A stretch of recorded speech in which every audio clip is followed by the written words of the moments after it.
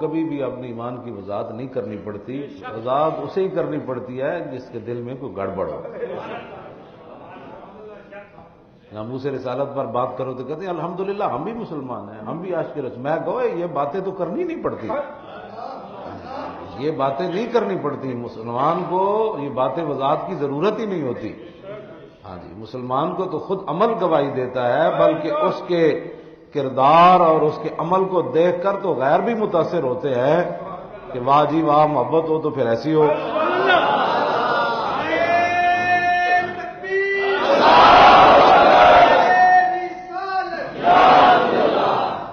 مومن کو وضاحت نہیں کر دینی پڑتی۔ یہ انہوں نے بار بار کہا کہ ہاں جی واللہ یشہد ان اتخذوا ایمانہم جنۃ فصدوا عن سبیلہ، اور اللہ نے فرمایا کہ میرے حبیب یہ جو آپ کے سامنے قسمیں اٹھاتے ہیں نا، یہ ڈھال بناتے ہیں، لوگوں کو یقین دلاتے ہیں کہ ہم بھی ایسے ہیں، ہم بھی ایسے ہیں، لیکن میرے حبیب یہ بات ایسے نہیں ہے۔ وَإِذَا قِيلَ لَهُمْ تَعَالَوْا يَسْتَغْفِرْ لَكُمْ رَسُولُ اللَّهِ لَوَّوْا رُءُوسَهُمْ وَرَأَيْتَهُمْ يَصُدُّونَ وَهُمْ مُسْتَكْبِرُونَ، اور جب ان کو کہا جاتا ہے کہ چھوڑو ساری باتیں، ہمیں وضاحت نہ دو، چلو حضور کی بارگاہ میں چلیے، تو لَوَّوْا رُءُوسَهُمْ، پھر اتنے سر مار کے کہتے ہیں اتنے نہیں جانا، اتنے نہیں جانا۔ تو یہ باتیں آج بھی مسلمان، جی ہم بھی الحمدللہ عاشق رسول ہیں، میرا پیو دادا بھی بڑا عاشق رسول سی، اور داتا صاحب بھی جاندا سی۔ میں کہا یہ معیار نہیں ہے، معیار ہے کہ حضور سے پیار کتنا ہے، سبحان اللہ، حضور سے محبت کتنی ہے۔ ہاں جی، صحابہ کو یہ وضاحتیں نہیں کرنی پڑی، بالکل میں نے نہیں پڑھا ظاہر حدیث میں نہ الحمدو سے لے کر والناس تک۔ ہاں اللہ رب العالمین نے ان کو یہ فرمایا کہ جو آ کر قسمیں اٹھاتے تھے کہ قسمیں اٹھانے کی ضرورت نہیں ہے، حضور کے سامنے اپنے یقین دہانیاں کرانے کی ضرورت نہیں ہے۔ وَإِذَا قِيلَ لَهُمْ آمِنُوا كَمَا آمَنَ النَّاسُ، جب ان کو کہا جاتا ہے کہ ایمان لاؤ ایسے جیسے ابو بکر عمر عثمان ایمان لے آئے، ایسے ایمان لے آؤ، قسمیں کیوں اٹھاتے ہو، کیا ضرورت ہے تمہیں قسمیں اٹھانے کی، ایسے ایمان لے آؤ جیسے ابو بکر عمر عثمان۔ تو قالوا انؤمن كما آمن السفہاء، کیا ہم ایسے ایمان لے آئیں جیسے بے وقوف ایمان لے؟ یہ قرآن ہے۔ تو صحابہ کیا کرتے تھے، کیا نعوذ باللہ من ذالک، صحابہ کی صفحات کیا تھی، صحابہ کی صفحات کیا تھی؟ بلکہ حضرت دہیہ کلبی جب نجاشی کے پاس پہنچے حضور کا خط لے کر، تو اس نے کہا کہ آپ کے نبی کو جب ہجرت کے لیے جانا پڑا تو آپ کے نبی نے ان کے خلاف دعائے جلال کیوں نہیں کی مشرکین مکہ کے خلاف؟ ویسے تو لوگ بد دعا کہتے ہیں، ہمارے بزرگوں نے کہا کہ حضور کی جو ہے نا اس کو دعائے جلال کہتے ہیں۔ کہا حضور نے دعائے جلال کیوں نہیں کی ان کے خلاف جب وہ مکہ مکرمہ سے ہجرت فرما رہے تھے تو مشرکین کے خلاف؟ تو صحابی نے جواب دیا، آپ نے فرمایا جب عیسیٰ علیہ السلام نو پھانسی چاڑ رہے سن تو انہاں کیوں نہیں بد دعا کی؟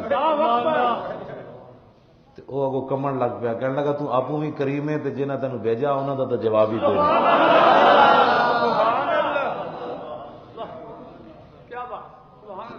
صحابہ کی دانائی تو غیر بھی جو ہے وہ، اور آج بھی جو ہے وہ لوگ صحابہ کی ایک ایک ادا جو ہے اس پر وہ صحابہ کو انہوں نے صفی کہہ دیا کہ یہ تو صفی ہے۔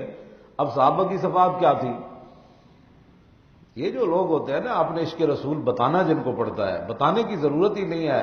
ہاں عشق جو ہے وہ خود اپنا بول کر بتاتا ہے، اور عشق جو ہے وہ اپنی خود پہچان ہوتا ہے، اس کو بتانے کی ضرورت بذات لوگوں کو قسمیں دینے کی ضرورت نہیں پڑتی کہ نہیں جی الحمدللہ میں بھی مسلمان ہوں، جی الحمدللہ میں بھی کلمہ پڑھتا ہوں، جی الحمدللہ۔ میں نے کہا بتا، ایک سوال ہے، ایک عام بندے کی بات ہے، ایک بندہ کسی سے دشمنی رکھتا ہو یا اس کی عزت اور ناموس کے خلاف بات کرتا ہو یا اس کے دشمنوں کے ساتھ بیٹھتا ہو یا اس کے دشمنوں کا حامی ہو، اس کو ایک بندہ السلام علیکم جا کر کہے گا تو وہ بندہ آگے سے کیا کہے گا؟ ظاہر اس کے سلام کا جواب نہیں دے گا۔ تو میں نے کہا بتا، تو کہتا ہے میں مسلمان ہوں، جب تو نماز میں السلام علیکم ایھا النبی کہتا ہے اور دل تیرے غیروں کے ساتھ کھٹکتے اور دل تیرے گستاخوں کے ساتھ کھٹکتے ہیں، اور تو عاشقان مصطفیٰ کو تو جو ہے وہ انتہا پسند کہتا ہے، دہشت گرد کہتا ہے، اور جو رسول اللہ کی عزت پر بات کرتے ہیں ان کے خلاف تو باتیں کرتا ہے۔ جب تو خود اپنے ایمان سے بتا، جب تو نماز میں کہتا ہوگا السلام علیکم ایھا النبی، تو پھر حضور تجھے کیا جواب دیتے ہوں گے؟ اس وقت تو خود سوچ، کبھی تیری توجہ ہی نہیں گئی اس طرف کہ تو نماز میں کیا باتیں کرتا ہے۔ اور حضور کو جب تو سلام پیش کرتا ہے تو میرے آقا تجھے آگے سے کیا فرماتے ہوں گے کہ دل تو کسی اور کو دے چکا، ہاں باتیں کسی اور کے حق میں کرتا ہے اور سلام مجھے دیتا ہے۔ اس واسطے مسلمان کو کبھی بھی اپنی ایمان کی وضاحت کی ضرورت نہیں ہوتی، مسلمان کو دیکھ کر تو غیر بھی کانپتے ہیں، غیر کانپتے ہیں مسلمانوں کو دیکھ کر کہ اتنا او ہو یہ تو پاگل ہے۔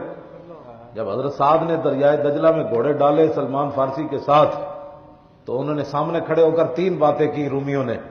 حضرت سعد نے کہا کہ بھائی گھوڑے ڈالیں، اتنی دیر پل بنایا تو وہ تو آگے نہیں گزرنے دیں گے، انہیں گھوڑے سٹ دو۔ تو پانی نطق آبو نطق خاکو نطق گل از حواس محسوس اہل دل ہوے حضور دا غلام تے پھر پانی بھی گلا سندا، پھر دریا بھی باتیں سنتے ہیں۔ حضرت صاحب کیا اسی پار جانا ہے، دریا نو کیا اسی پار جانا ہے، کیوں جانا ہے؟ انہوں نے کہا حضور دے غلام ہے اس واسطے جانا ہے، اور کیوں جانا ہے؟ دریا میں گھوڑے سٹ دیتے۔